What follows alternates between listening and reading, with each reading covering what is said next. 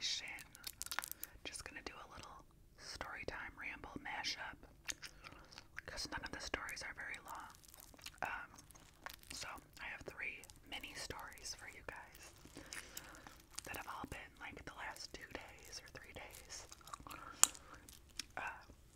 But before we get into the stories, you know what we gotta do: channel maintenance, channel hygiene. So if you're new here, welcome to my nonsense. If you're old here, welcome back, OGs. If you're new here, please consider hitting subscribe. And if you're old here, go double check, make sure you're subscribed, hit the like. If you like, leave a comment. Anything related to the video, hello, a few emojis, whatever's on school and friendly, hit the notification bell. As always, I'll link my tip jars down yonder in the description box. No pressure whatsoever, but every dollar or two helps. That's what allows me to continue to make content. Also, you are invited to my Patreon. I know not everybody can come, but you can't say you were invited. That's where most of my story times go. Story times and current events and life updates, etc., etc. Okay, rambles, etc. Okay, let's start with, I had my annual gynecological, the annual gyno appointment.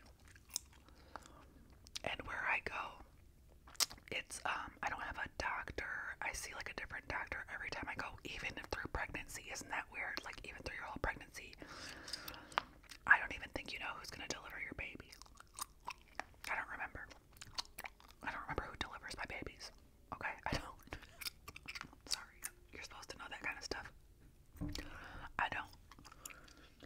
Especially when you're not seeing the same person every time.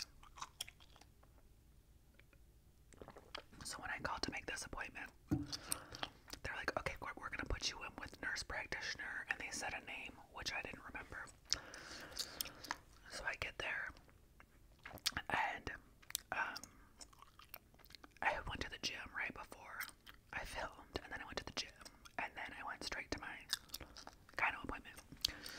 Now, I got there hella early because I just didn't want to come back home after the gym, and it wasn't time yet, so I was like, whatever, I have plenty of stuff that I need to do on my phone, so I'll be doing that. So I waited for quite a while, and then they called me back, and they do like the nursing part. My blood pressure was like, whoo, and that's normal for me. When I first get to the doctor, I'm like, just take it at the end. How about that? Because there's nothing wrong with my blood pressure other than like anxiety, and it'll come back down when I calm down. Doctors do that to me. I have health anxiety, so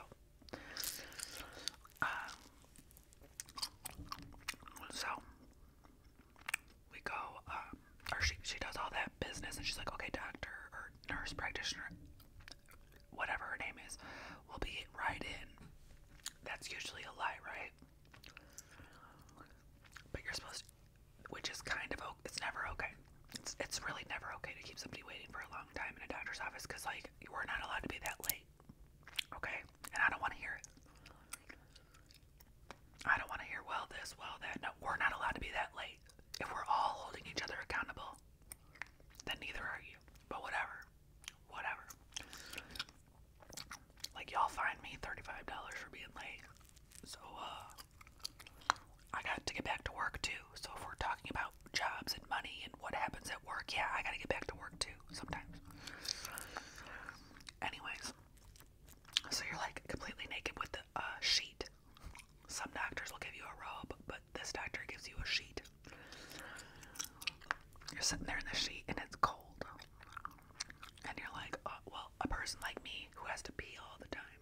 It's like, I have to pee, and I'm just like waiting and like 5 minutes and 10 minutes and 15 and 20 and 25. It's like, I cannot hold it. So I have to go get dressed. I have to get my clothes back on.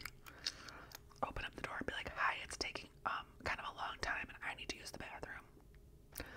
So then I like go to the bathroom, come back, have to get undressed again, and then I hop up on the table. And then after that, it was like a few more minutes and she was in, and she's like, oh, sorry about the wait. I'm like,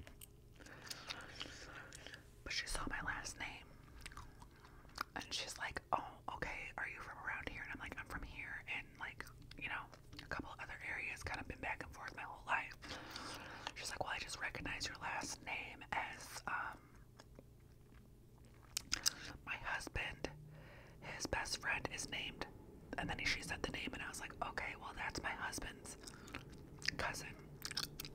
I call them brother cousins, and it's not like that. It's just because they're close like brothers. So sometimes I'm like, oh, his brother cousin, and people think I mean like they're brothers and cousins, but no, they're like they're cousins, but they're like close like brothers. They grew up in the same house, you know. So she starts talking about that, blah blah blah, and then we're like, oh, and she's like, and this person and this person. I'm like, yeah.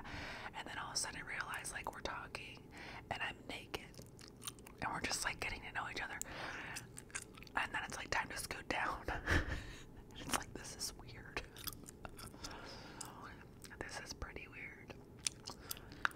So anyways, that was not much of a story time, but it is weird to like realize that you know your gynecologist through people and then be like, okay, and now let's do all this.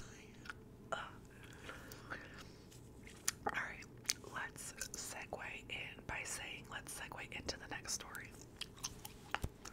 Where did we, oh, okay. So there was an Easter egg hunt this past weekend, and this is where I'm gonna eat my words because I just filmed a video about before I went to the Easter egg hunt. Well, okay, I'll get to that story in a minute because these two stories kind of involve the Easter egg hunt. We had to get my son his Easter basket, and then I had to get my granddaughter her Easter basket too, just in case she didn't have one to collect eggs in because it's still not Easter yet. And I didn't want her to just have to use a bag. Not that there's anything wrong with it, but I just gonna go the extra mile and get 2 Easter baskets just in case she showed up without one. And so we're like, oh, it was fight day. There was like fights on in the middle of the day, which is very weird. My husband was off work, so he was watching the fights. And I was like, is this an all-day thing, or like, what is going on? Because it was literally from like noon to 7. So at about 5, I'm like, we gotta go get this Easter basket. And I just didn't feel like doing it on my own because that's not just my kid, okay? So we went and I drove because I get car sick. So like, usually he drives, but I can't do it anymore. I get so damn car sick that it's not even worth going anywhere. So I'm starting to drive more. Like, let's go to Target. And to get to Target, the easiest way, because we have like permanent construction on a few of our streets. Like, nothing's getting done. It's been permanent construction for a long time. So it's to get on the highway and go around town to get to the Target. The Target. So we get to Target, and they did not have that good of a selection like they have in the past. Whatever, I found 2 baskets, and then I got my granddaughter like a little Peeps. Peeps tumbler. And that was it. Like, we got in, we got out, we didn't look around, we were very well behaved. And we got sort like on the highway on the way back. And I'm driving, and there's a car in front of me, or 2 cars in front of me, and in front of that is a truck, a white truck. Well, something on the white truck lifts up. I thought it was a mattress, but it couldn't have been a mattress because it blew too high and too fast.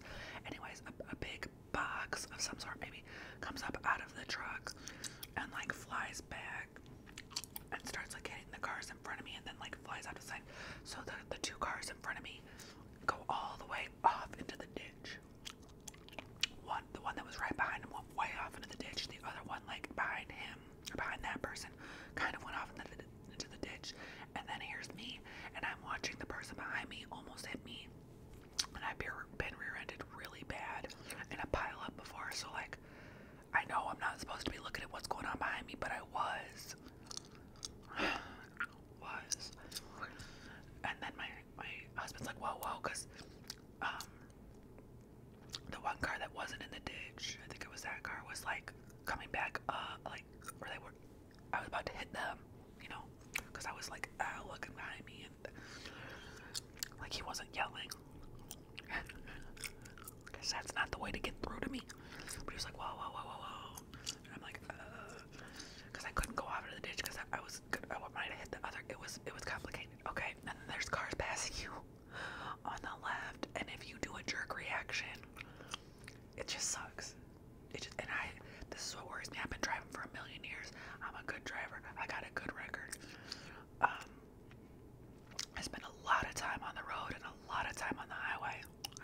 since I was 16. How do people that just started driving handle stuff like this? This is why I worry about my kids.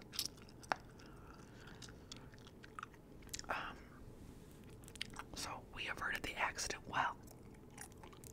This truck that was the whole bloody reason for all this. Do you think he stops to like make sure that the car that flew off the road is okay? No, he speeds off. He forgot he had his hazards on. I think he forgot because his hazards were still on the whole time. Well, he speeds off and we're kind of behind him. And like I could catch a glimpse of the car that went all the way off. And it had pulled back on the road, but so it was okay. It was okay. But it looked like it had got into a severe accident. Like the whole front light, bumper, side got wrecked, and they must have just hit it.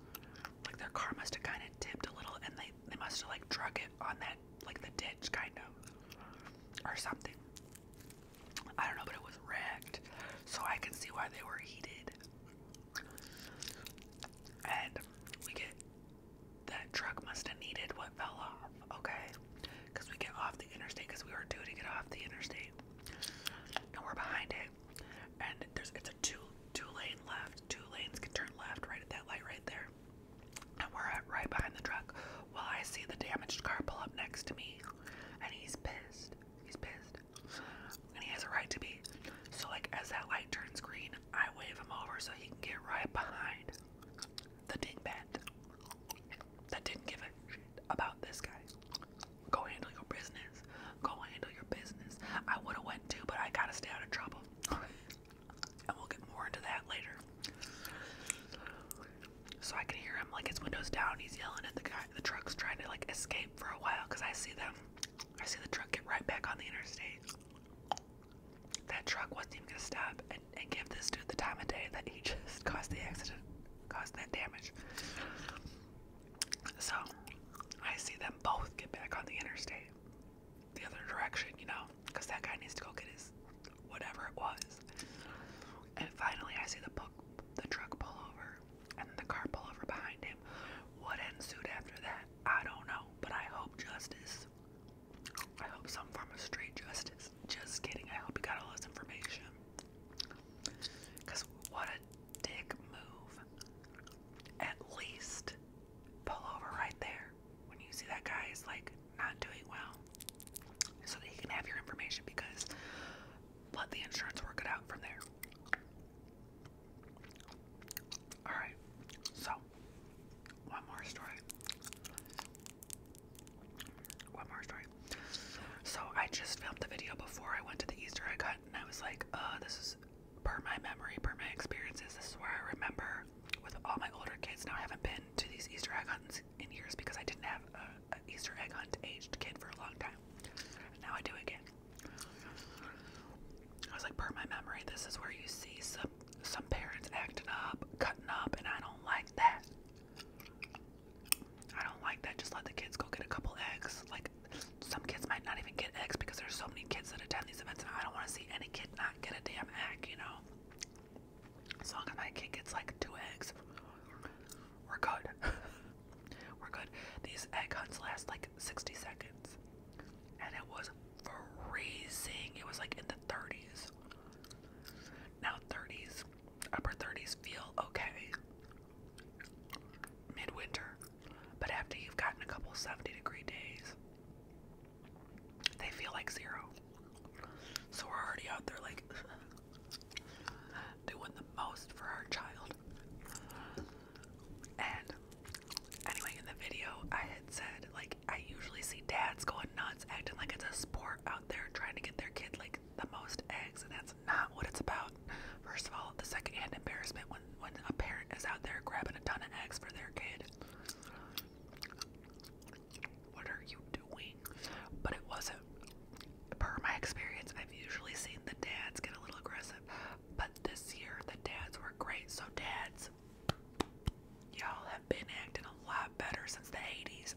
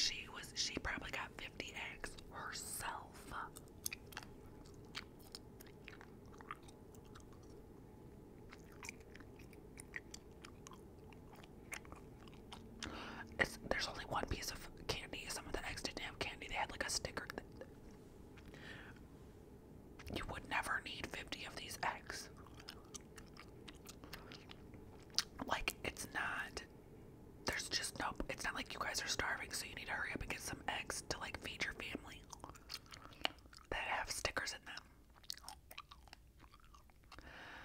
I do not know how. I don't know how not to like I have these tendencies to like put myself in this situation, but I can't trust myself. I do not trust myself to get involved and to smooth things out, and there's no smoothing things out with these people. Something is really wrong. If this is how this lady acts in public to her child, can you imagine what that poor kid is going through at home? And me and my husband, like, I cried as I was telling the story to my friends after, because I was like, can you imagine? I'm gonna try not to cry now. How excited this kid was to go to an Easter egg hunt. And that's what his mom turned it into. And the worst part about it all is that that kid don't have a chance. That kid don't have a chance. She was despicable. Mind you, she looked the part, okay? She looked the part. I'll say that. Like, she didn't look like she looked like she rolled out of bed, hungover.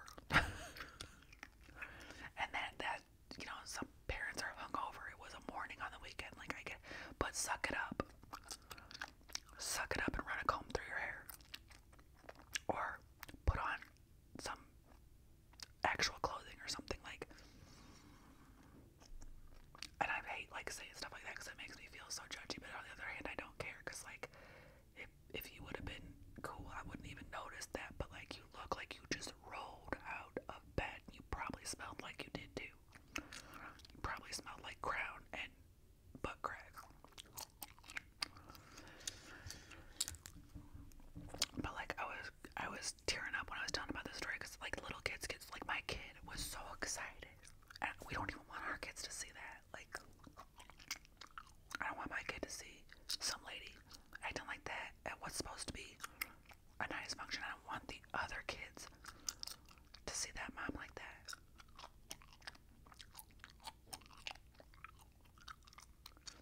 And I don't know what the right thing to do is, because I know historically I cannot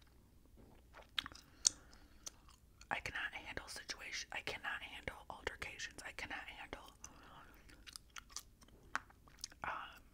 just saying something. I just don't have that energy about me where I can say something and then and we leave it. Nope. It's always got to go to 10. So I really have to stay out or risk my own. Like, at this point, like, I have jobs that I cannot get in trouble these days. I can't. And it sucks. Like, why can't I just be like,